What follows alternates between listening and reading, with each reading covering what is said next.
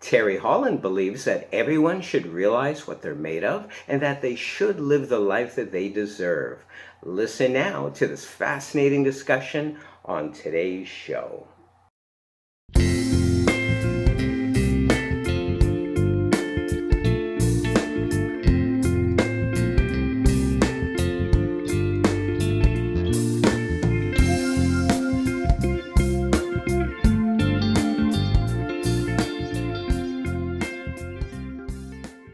And welcome back, everybody, to our show. I'm very excited to have Teri Holland on this day. She has a background in NLP training, hypnotherapy, NLP coaching, timeline therapy, which is such a useful tool. She is also a speaker, performance coach, and motivator. And we're going to go to Teri right now. I'm thanking you so much. I'm so grateful to have you on, Teri. How are you this day? I'm great, thank you. Thank you for having me on. Awesome. So, what we're going to do is get right into it, and I'm excited to find out what you have to offer for everybody. In other words, let's say somebody comes to you and they're already, I don't want to say an overachiever. They're one who has achieved something in their life, maybe a number of things, and it's just within reach. The next goal or goals, they can see it. They've done their homework. They don't have any major issues, we'll say, and they can almost taste it. So what would you say to them? What would you have to offer?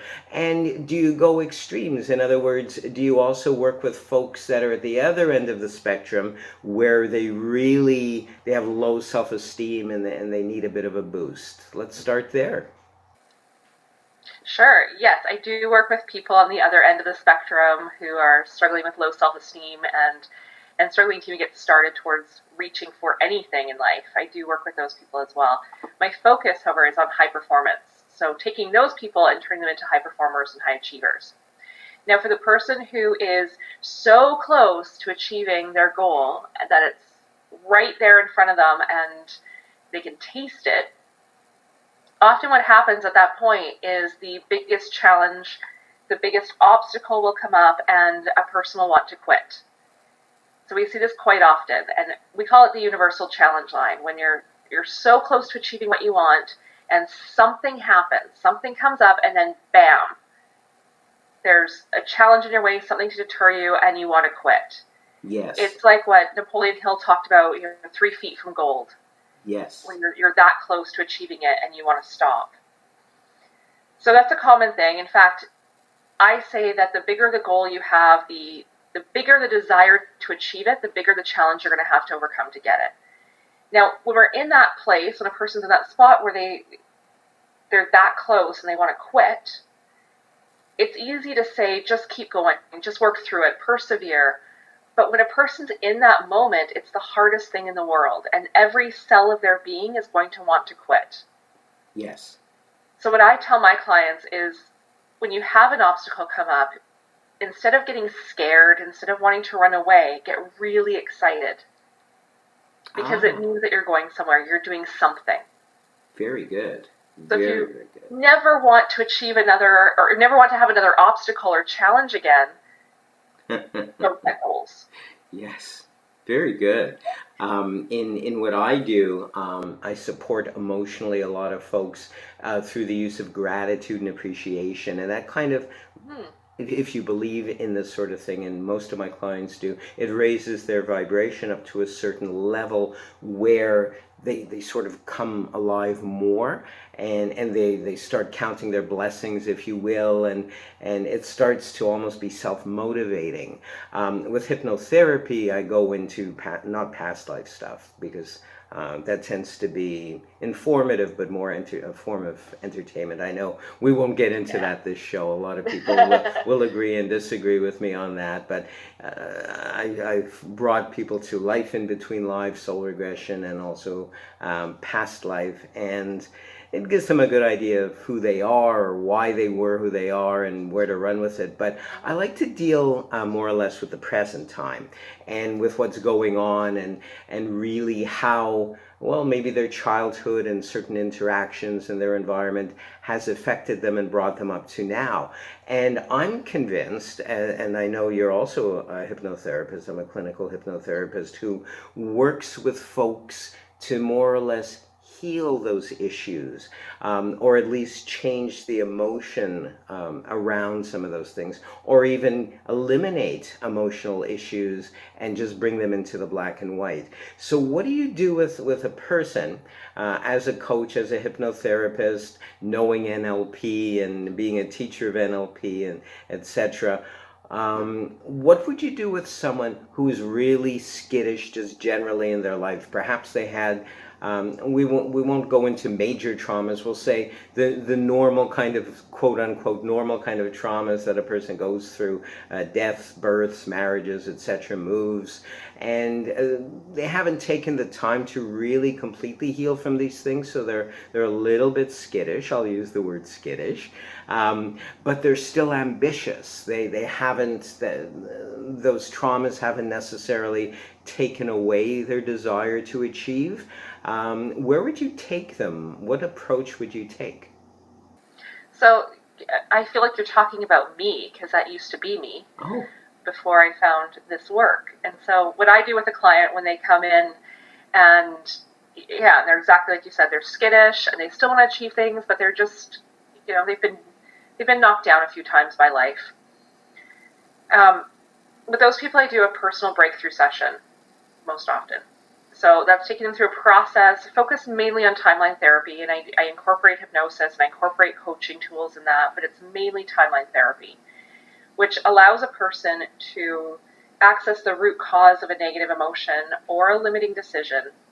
So for a person to, if they're being skittish, like you said, there's a point in time where they decided to be that way. Or there's yes. a point in time where they made a decision that they can't have what they want, or that it's too hard, or I shouldn't try anymore, something like that. So we find out what are the beliefs that are supporting their current behavior. We go back to the root cause of when did they decide to behave that way, and Yes. undo the decision at that point in their timeline. And what that does in their neurology is it breaks apart that neuro pathway. So they can no longer run the same pattern of behavior anymore. And then we create new connections where they can begin to behave the way they want to in a way that supports what they want to achieve. Excellent, excellent. That so excites me because I'm sure you've seen many breakthroughs. I've seen many breakthroughs with clients at various ends of the spectrum. What do you do? And I have to say, I'm not just saying this to be nice. I really enjoyed your website. It felt good to me Thank as a you. graphic designer. It all seemed to work. Um, and I had the impression too that with yourself in particular, that intuition plays somewhat of a role. So you're able to perhaps improvise in the quote unquote script that you're using or might use. I completely improvise now. In the old days when I started, I used numerous scripts and it was so black and white. It was, I don't know, almost mechanical.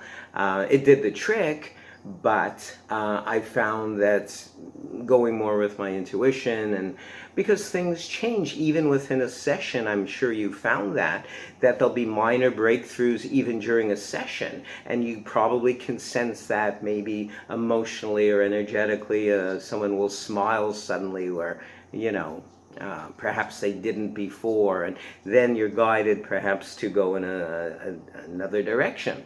So it is with myself, and I'm so excited to have learned that you do use intuition to a greater degree in your work. So you have that basic balance of the black and white, if you will, science and intuition as well.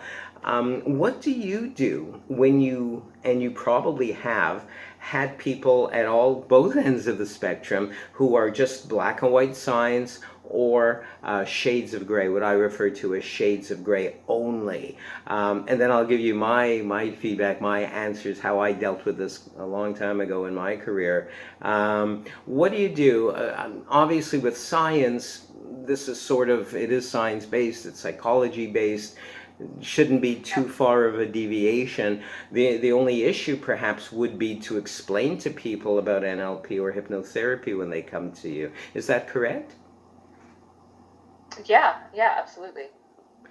And what Yeah, about, I explain. yeah, go on. Yeah, sorry, I was going to say I explain the process, explain how the techniques work, not teaching it to them in a teaching Yes. perspective, but just so they can understand as a client of what's happening and how it works. Excellent. And what about the shades of gray person? The person who comes to you and maybe they're a little bit superstitious, or if not superstitious, maybe they're into New Age, not New Thought, but New Age. I'm into New Thought, not New Age. New Agey stuff. And I noticed on your website, I believe it was your website, you use a pendulum. And I believe that's an excellent tool for accessing the higher mind or the subconscious and getting answers Yeah. that lie, in that unconscious or subconscious state.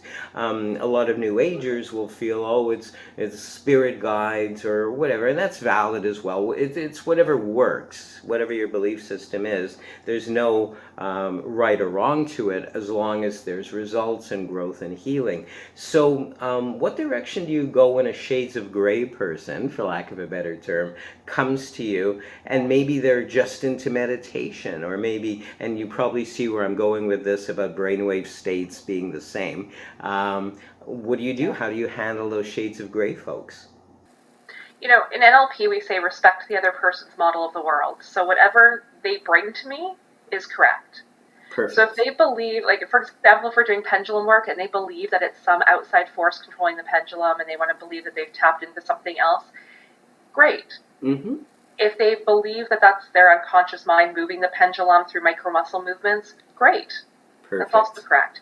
So whatever information the client gives me is correct, and I adapt my communication and how I work with them to match their model of the world, to make it accessible for them. Perfect. And that's so crucial, because we have to go with their needs. We have to go with their belief systems, and kind of guide them, logging into wherever they're coming from and kind of running with that. Absolutely. Quite a few years ago, maybe too many years that I want to remember, um, I was getting my degrees, my first degrees. I think it was the Bachelor of Metaphysics, and before I had the Masters and the doctorates, the various doctorates. And I was doing only hypnotherapy at the time. And one of my clients who had come to me for other things, she came to me and she goes, well, I know hypnotherapy works and you're accessing the unconscious mind and all this sort of thing, but what about meditation? Will meditation do the same thing for me? And it was at that point I actually began to improvise. We sat actually on the floor of my office, and I started doing what I was guided to do, if you will, with nothing. It sounds weird when I say with nothing in my head. There's usually nothing in my head anyway, but with no preconceived ideas or biases, etc. I led her into altered state, using apparent meditation, which I've been into since I was, I guess, 29. You don't want to know how old I am now. And I have found them to be equally effective, but the trappings are different, if you will, the physical trappings, and you may or may not agree with me on this, the energy behind hypnotherapy, or what I like to call self-hypnosis. That way people take responsibility for hypnotizing themselves, if you will, versus meditation. And sure enough, a lot of my clients, they just like the energy behind meditation or hypnotherapy. Can I get some feedback from you about this?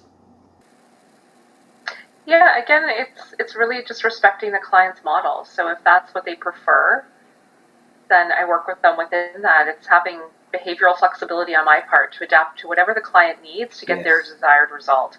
At the end of the day, I'm not worried about what tool we use so much as do they get the outcome they want. Exactly. Exactly. Very, very good. The tools I liken to bullets in our arsenal, if you will, or bullets in our belt, or tool belt, if you will. And intuitively or intellectually, you just go for it. You just pull out what you believe is needed or what the client seems to respond to best based on their beliefs, etc. I Absolutely. want to leave people who are listening to this, because a lot of people, and I'm sure you found this as well in your practice, a lot of people, they want a magic wand. They want you or me to tap them on the head and go, there, you're cured. Now you've got self-esteem, you've got self-confidence. Now you've got that motivation where before you were hesitant or skittish or whatever. And they're not appalled, but they're taken aback when I give them homework. Because many Yeah. times, if I feel they need a little bit of a kick in the rear, I'll give them things to do, exercises, etc., for the next time they come back. And so it is with folks listening in. A lot of folks just want something. They just want to feel good. And that's very short term. That's not long lasting. To feel good is a temporary solution. To be, for lack of a better term, cured or healed or self-healed, I like to use that term more, and then truly move forward in your life is really where we're at, is what we want to achieve. So there's not a pat answer, a pat solution, or a pat trick, if you will, that suddenly a light will turn on and the person will be running, they'll be achieving left and right. But this being said, I was kind of guided to ask you to share with our listeners and viewers today something that somebody can take away with. Anyone listening to this today, something, be it a meditation technique, a self-hypnosis technique, a saying while they're in semi-altered state, something. What would you recommend that could lead towards them feeling better and perhaps eventual transformation? So in NLP, we do have a couple quick fixes, which are they can be longer lasting or they could be temporary. It really depends on the person. But one of the ones I like to teach quickly is how to change your state. So when people say I want to feel motivated, for example, well, you can feel motivated anytime you choose to feel motivated, and it's teaching people how to do that, how to motivate themselves in an instant. Now, is this going to be a long-lasting, overriding motivation, and are all their problems going to disappear?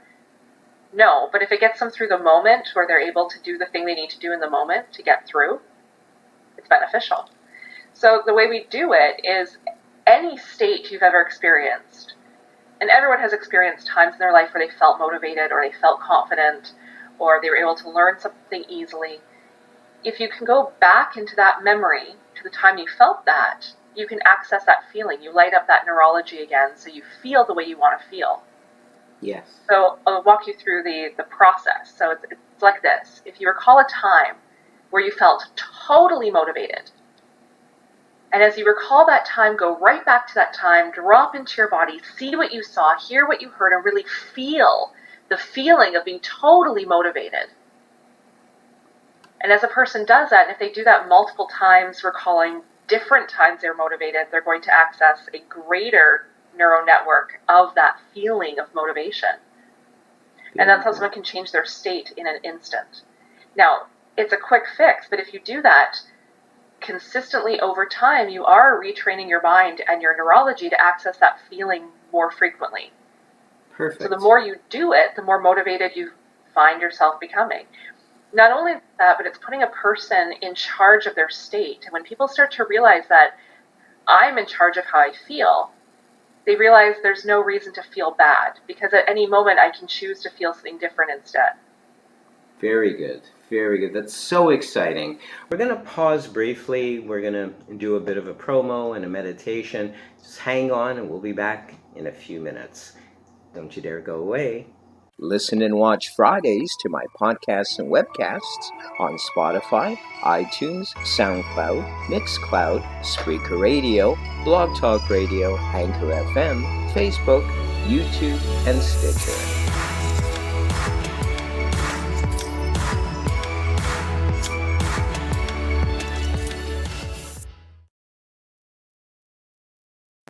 Right here, right now, we become aware of this endless field of love energy in which we reside. We are one and the same with it, individualized expressions of the one, which we are extensions of. As we breathe, so does love breathe. As we live, so does love live. As we laugh, create, contribute, multiply, so too does love laugh, create, contribute, and multiply. Because love is omnipresent, omnipotent, omniscient, and is always expanding, so too are we expanding. For love needs us to expand and to create, to express, and to be all that it can be. We affirm and we declare right here and right now in this energy of love that we are already all that is great. We all are already all that is eternal and good, because that is what we are allowing to be born through us as us. We are already perfection, continually blossoming through us as us, and it feels good. It feels great. As above, so below. We give thanks for this word, knowing that it is law and is already so in the mind of the universe. We release the word in gratitude and appreciation, letting it be so now and unto forevermore. And so it is. And so it is. Amen. Amen. Amen.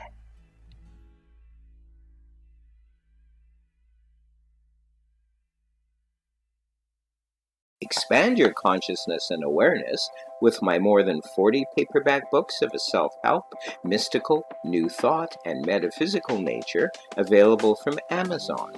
Also available in Kindle format. And we're back. Thank you so much for joining us this day. And Teri Holland, I can't say enough about you. I'm glad. I don't know where I first saw you, whether it was on LinkedIn or some social media platform. But let's say folks want to get in touch with you. How can they do that? Where can they reach you besides your website? The two places I hang out the most on social media are probably Instagram and Facebook. So those are the easiest ways to connect with me. And on Instagram, it's just Teri Holland. And on Facebook, it's Teri Holland Coaching. So either of those, and I'm on them frequently, so very easy to access. Excellent. And for those who are more website inclined, got to check out Teri's website. It's www. I'm going to spell it out for them because they might think there's two R's and a Y. It's actually TeriHolland, Teri Holland, one word, all lowercase, .ca. And Teri, I want to thank you once again for joining us this day and for helping us to kick off my 12th season of doing the podcast. We've corrupted many minds thanks to this podcast. And I wish you all the best. Thanks for joining us this day. Thank you so much for having me. Thank you. And most of all, I want to thank all of you out there for keeping us tuned in and listening to us. I hope we've added a little something to your life today. We're here every Friday at 12:30 p.m. Pacific, 3:30 p.m. Eastern Time. Until next time, peace and richest blessings.